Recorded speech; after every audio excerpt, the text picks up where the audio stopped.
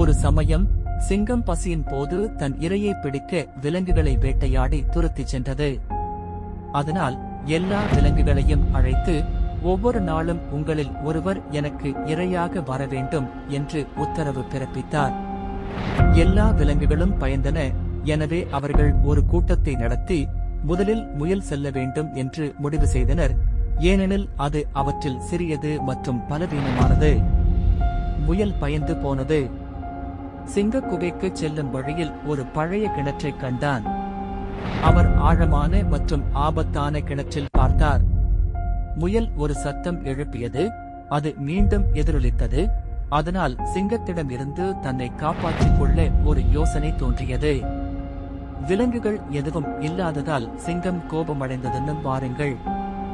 முயல் மெதுவாக பயந்து அருகில் வந்தது. சிங்கம் கர்ஜித்து, ஏன் தாமதமாக வந்தாய்?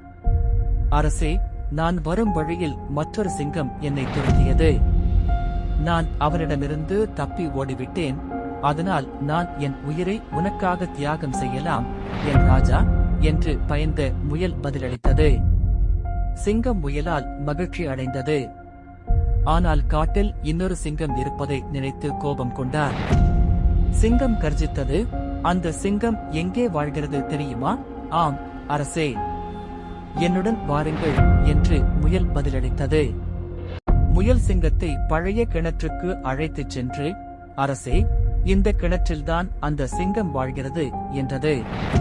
சிங்கம் கிணற்றின் உள்ளே பார்த்து சத்தமாக கர்ஜித்தது. அவர் தனது சொந்த எதிரொலியாக மற்றொரு கர்ஜனையை கேட்டார். ஆனால் அவர் அதை உணரவில்லை. அது மற்ற சிங்கத்தின் கர்ஜனை என்று நினைத்தார். அவர் கிணற்றில் குதித்தார். அது சிங்கத்தின் முடிவு.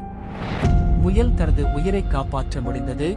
மேலும் அனைத்து விலங்குகளும் பாதுகாப்பாக இருப்பதில் மகிழ்ச்சி அடைந்தன. எந்த உயிரையும் தாழ்வாக எண்ணக்கூடாது. அனைத்து உயிர்களும் சமம்தான். இந்த பதிவு உங்களுக்கு பிடித்திருந்தால் லைக் பண்ணுங்க, ஷேர் செய்யுங்கள்.